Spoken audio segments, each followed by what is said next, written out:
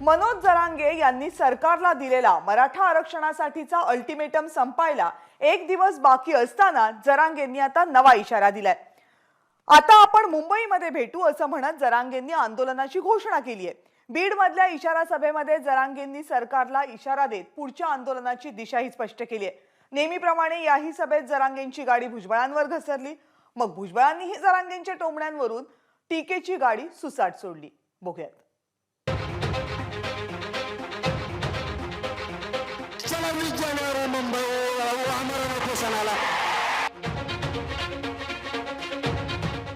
आमरण उपोषणाला सुरुवात 20 जानेवारी 2024। उपोषणाचं स्थळ आझाद मैदान मुंबई। मराठा आरक्षणासाठी मनोज जरांगे पाटील आता थेट मुंबईत आमरण उपोषण करणार आहेत। राज्याच्या कानाकोपऱ्यातून जवळपास 3 कोटी मराठे मुंबईत येणार असल्याचा दावाही जरांगेंनी केलाय। चला 20 जानेवारी मुंबई आमरण उपोषणाला। आमरण उपोषण मनोज जरांगे मुंबईतल्या आझाद मैदानावर 20 तारखेला करणार। त्याला भेटायला मराठे येणार। आम्ही भेटायला नाही यायचं का? भेटायला येणार नाही का? मराठे जर मुंबईकडे निघाले तर या मराठ्यांचा निघालेला विराट समुदाय हा माघारीने फिरणार। आरक्षण घेऊनच माघारी फिरणार। कोणाला अडवायचं ते आता आरक्षण घेतल्याशिवाय सुट्टी नाही।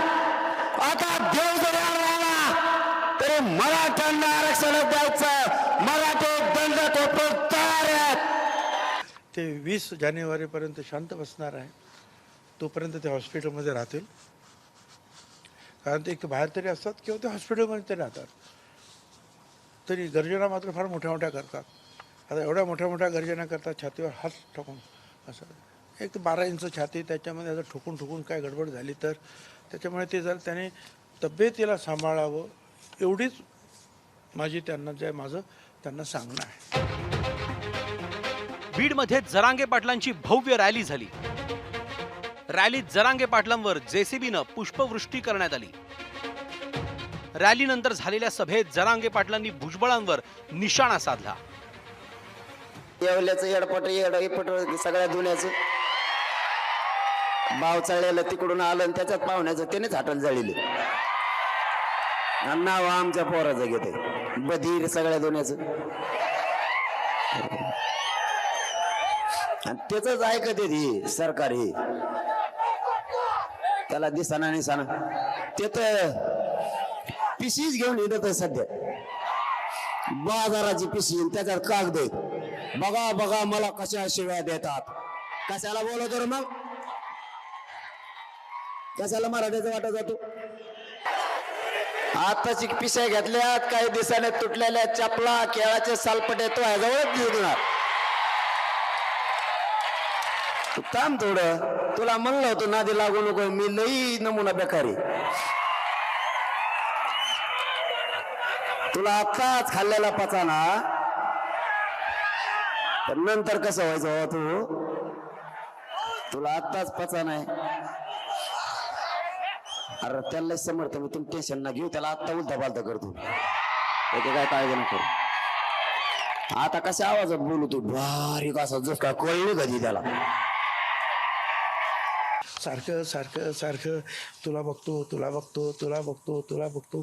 छगन भुजबळ असल्या कोल्हे कुईला दाद देत नाही। छगन भुजबळ आयुष्यभर जे आहे अशा अन्यायाच्या विरुद्ध दादागिरीच्या विरुद्ध लढलेला आहे आणि त्यांच्या जन्माच्या अगोदरपासून लढतो आहे। परंतु आता सारखं सारखं सारखं आपलं ते तुला दाखवतो तुला बघतो, मला आरक्षण मिळू द्या मग बघतो। कधी म्हणे ते येवल्याचा एडपट आहे, अमुक आहे तमुक आहे। आता मी जर त्याला जर म्हटलं ते काय ते नाही ते बोलायचं नाही असं ठरलेलं आहे। असू दे, ते पण जास्त घेतल्यामुळे जे आहे अनेक वेळेला ज्या भाषणामध्ये जो दुहेरी भाग येतो ना विसरण्याचा, तो पण त्याचा परिणाम असू शकतो, नाही असं नाही. हा आल्याला बीड जिल्ह्यातल्या मराठ्यांचा एकजुटीचा महाप्रलय. हा महाप्रलय बघूनच येवल्याच्या एडपडाला संडास लागल्याशिवाय आता राहत नाही. अर्ध भाषण ते फक्त भुजबळांवरच होतं आणि मग अर्ध असंच ते लेकरं वगैरे नेहमीचीच आहेत त्याप्रमाणे. आता भुजबळांच्या बद्दल बोललं नाही तर भाषण करणार तरी काय, हा मुद्दा त्यांच्या समोर येणं स्वाभाविक आहे. आता मी तर काल सांगितलं की बा व्यायानं पण द्या, व्यायाच्या व्यायांना पण द्या, त्यांच्या व्यायांना द्या, पण आज तो मुद्दा जो आहे त्याने जाहीर सभेत घेतलाच नाही. बीड मधली जाळपोळ ही भुजबळांच्या लोकांनीच केल्याचा पुनरुच्चार जरांगेंनी केलाय. निष्पाप मुलांना अटक करून सरकारनं मराठा समाजाला डाग लावल्याचा आरोपही जरांगे पाटलांनी केलाय, ज्याला उत्तर देताना भुजबळांनी थेट जरांगेंची स्मरणशक्तीच काढली. आपल्याला मायबापावर डाग लावला,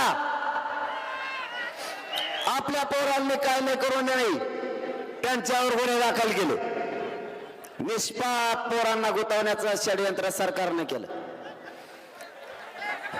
आज इतक्या लाखानं मराठे कोणालाच मोजता येत नाहीत. मराठ्यांना जर काही करायचं असतं तर आज केलं असतं का नसतं. थोडस त्यांच्या स्मरणशक्तीमध्ये थोडीशी काहीतरी गडबड आहे, कारण ते एकाच भाषणामध्ये दुहेरी बोलतात. कारण सुरुवातीला ते काय म्हणाले की हॉटेल वगैरे जे आहे ते भुजबळांनी जाळले किंवा भुजबळांच्या माणसांनी जाळले. म्हणजे प्रकाश सोळंकेवर पण हल्ला भुजबळांनी केला, जे तर क्षीरसागरवर हल्ला भुजबळांनी केला, त्या संदीप क्षीरसागरचं जे राष्ट्रवादीचं ऑफिस ते भुजबळांनी जाळलं, शिक्षण संस्था जे येतात तर त्यांची पण भुजबळानेच जाळलं आणि हॉटेल पण सगळं भुजबळाने जाळलं.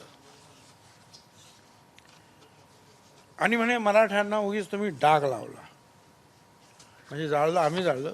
त्याच्यात अगोदर सुरुवातीला ते म्हणाले की सरकारी अधिकाऱ्यांनीच जाळलं, असं सुरुवातीचं त्यांचं स्टेटमेंट आहे. त्याच्यानंतर ते भुजबळ आजच्या मीटिंगमध्ये ते म्हणाले की मराठ्यांना उगीच तुम्ही डाग लावता आणि हे भुजबळाने जाळ. पण थोड्या वेळाने नंतर ते म्हणतात की मराठ्यांच्या वाटायला जाऊ नका, काय नंतर बीडला काय होतं ते लक्षात ठेवा. म्हणजे परत बीड तुम्हीच केलं हे सिद्ध झालं ना. तो लय दिवसाची फडफड चालली.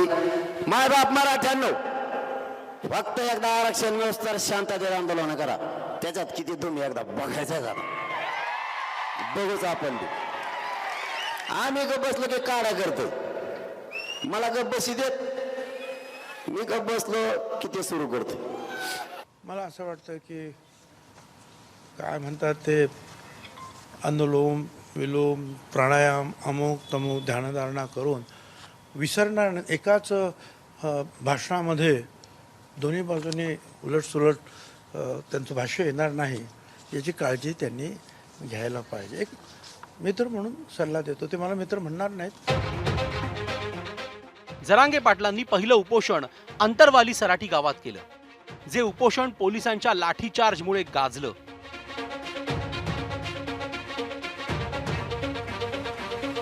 सप्टेंबर महिन्यात त्यांनी 17 दिवसांचं दुसरं उपोषण केलं.